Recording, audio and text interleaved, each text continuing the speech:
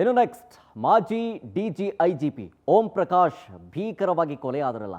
ಈ ಕೇಸ್ ವಿಚಾರಕ್ಕೆ ಸಂಬಂಧಪಟ್ಟಂತ ಅಪ್ಡೇಟ್ ಸುದ್ದಿ. ಈ ಹತ್ಯೆ ಕೇಸ್ನ ತನಿಖೆಯನ್ನ ಸಿಸಿಬಿ ಟೀಮ್ ಅಥವಾ ಸಿಸಿಬಿ ಪೊಲೀಸರು ಚುರುಕುಗೊಳಿಸ್ತಾ ಇದ್ದಾರೆ. ಈಗಾಗಲೇ ಪತ್ನಿ ಪಲ್ಲವಿಯನ್ನ ವಶಕ್ಕೆ ಪಡೆದು ವಿಚಾರಣೆಯನ್ನ ಮಾಡ್ತಾ ಇದ್ದಾರೆ ಸಿಸಿಬಿ ಟೀಮ್. ಈ ನಡುವೆಗೆ ನಿನ್ನೆ ಓಂ ಪ್ರಕಾಶ್ ಅವರ ಪುತ್ರಿ ಇದ್ದಾರಲ್ಲ ಕೃತಿ, ಇವ್ರಿಗೂ ನೋಟಿಸ್ ಕೊಡಲಾಗಿದೆ.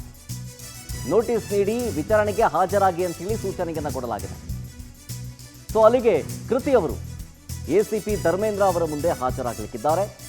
ಪಲ್ಲವಿ ಹತ್ಯೆ ಮಾಡುವ ವೇಳೆ ಮನೆಯಲ್ಲೇ ಇದ್ರು ಪುತ್ರಿ, ಆದರೆ ಪಲ್ಲವಿ ಮಾತ್ರ ಪುತ್ರಿಯ ಯಾವುದೇ ಒಂದು ಭಾಗಿಯಾಗಿಲ್ಲ ಈ ಕೊಲೆ ಕೇಸ್ನಲ್ಲಿ, ಅವ್ರಿಗೂ ಈ ಕೊಲೆ ಕೇಸ್ಗೂ ಯಾವುದೇ ಸಂಬಂಧ ಇಲ್ಲ ಅಂತ ಹೇಳಿ ಪಲ್ಲವಿಯವರು ಹೇಳ್ತಾ ಇದ್ರು.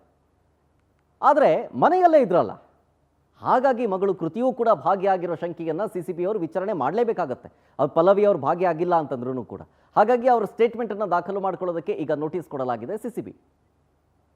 ಡೀಟೇಲ್ಸ್ ಕೊಡ್ತಾರೆ ನಮ್ಮ ಪ್ರತಿನಿಧಿ ವೆಂಕಟೇಶ್ ಲೈವ್ನಲ್ಲಿ. ವೆಂಕಟೇಶ್, ಈಗ ಓಂ ಪ್ರಕಾಶ್ ಕೊಲೆ ಕೇಸ್ ವಿಚಾರಕ್ಕೆ ಸಂಬಂಧಪಟ್ಟಂತೆ ತನಿಖೆ ಯಾವ ಹಂತದಲ್ಲಿದೆ? ಜೊತೆಗೆ ಅವರ ಪುತ್ರಿಗೂ ಕೂಡ ನೋಟಿಸನ್ನು ಕೊಡಲಾಗಿದೆ ಸಿಸಿಬಿ ಟಿವಿನ.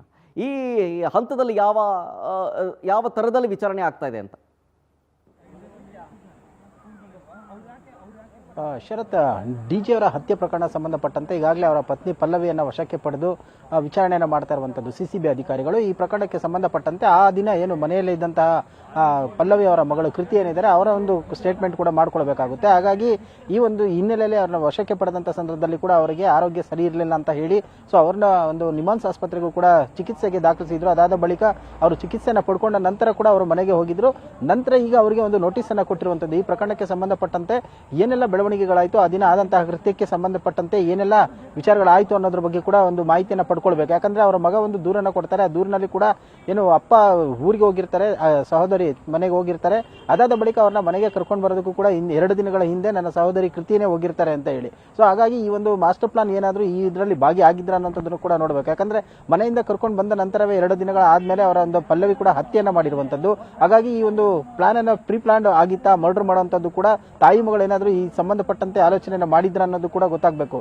ಆದ್ರೆ ಈಗ ಒಂದು ಪಲ್ಲವಿ ಹೇಳ್ತಾ ಇರುವಂತದ್ದು ಈ ಒಂದು ಪಾತ್ರ ಕೃತ್ಯದಲ್ಲಿ ಮಗಳ ಪಾತ್ರ ಏನೂ ಇಲ್ಲ, ನಾನೇ ಹತ್ಯೆ ಮಾಡಿದ್ದು ಅಂತ ಹೇಳಿ ಕೂಡ ಹೇಳ್ತಾ ಇರುವಂತದ್ದು. ಅದನ್ನ ಬಿಟ್ಟರೆ ಇದುವರೆಗೂ ಕೂಡ ಅಧಿಕಾರಿಗಳ ಮುಂದೆ ಕೃತ್ಯಕ್ಕೆ ಸಂಬಂಧಪಟ್ಟಂತೆ ಯಾವ ಒಂದು ವಿಚಾರವನ್ನು ಕೂಡ ಬಾಯ್ ಬಿಡ್ತಾ ಇಲ್ಲ. ಹಾಗಾಗಿ ಅಧಿಕಾರಿಗಳಿಗೂ ಕೂಡ ತನಿಖೆಯನ್ನ ಮಾಡಬೇಕಾಗಿರೋದು ಸವಾಲಿನ ಒಂದು ವಿಚಾರ ಆಗಿರುವಂತದ್ದು. ಟೆಕ್ನಿಕಲ್ ಎವಿಡೆನ್ಸ್ ಗಳನ್ನ ಇಟ್ಕೊಂಡು ಈಗ ತನಿಖೆಯನ್ನ ಮುಂದುವರಿಸ್ತಾ ಇದ್ದಾರೆ.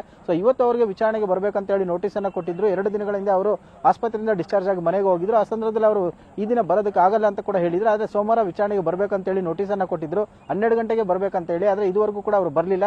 ಅವ್ರು ಈಗ ಬರ್ತಾರ ಅಥವಾ ಇಲ್ಲ ಅನ್ನೋದನ್ನು ಕೂಡ ನೋಡಬೇಕಾಗುತ್ತೆ. ನೆಕ್ಸ್ಟ್ ಯಾವ ಒಂದು ಆಕ್ಷನ್ ಅನ್ನ ತೆಗೆದುಕೊಳ್ತಾರೆ ಸಿಸಿಬಿ ಅಧಿಕಾರಿಗಳು ಅನ್ನೋದು ಕೂಡ ನೋಡಬೇಕು. ಯಾಕಂದ್ರೆ ಇಲ್ಲಿವರೆಗೂ ಕೂಡ ತನಿಖೆಯ ಸಂದರ್ಭದಲ್ಲಿ ಕೂಡ ಪೊಲೀಸರ ಜೊತೆ ಇದ್ದಂತ ವೇಳೆಯಲ್ಲಿ ಕೂಡ ಅವರು ಯಾವುದೇ ಒಂದು ವಿಚಾರವನ್ನು ಕೂಡ ಹಂಚಿಕೊಂಡಿರಲಿಲ್ಲ. ಮತ್ತೆ ಕೃತ್ಯಕ್ಕೆ ಸಂಬಂಧಪಟ್ಟಂತೆ ತಾಯಿ ಯಾವ ರೀತಿಯಾಗಿ ಕೃತ್ಯವನ್ನು ಮಾಡಿದ್ರು ಅಂತ ಕೂಡ ಹೇಳಿಲ್ಲ. ಹತ್ಯೆಯಾದ ನಂತರ ಇಬ್ರು ಕೂಡ ಮನೆಯಲ್ಲಿ ಒಳಗಡೆ ಹೋಗಿ ಡೋರ್ ಅನ್ನ ಲಾಕ್ ಮಾಡ್ಕೊಂಡಿದ್ರು. ಅವ್ರನ್ನ ಮನವೊಲಿಸಿ ಕರ್ಕೊಂಡು ಬಂದಿದ್ದು.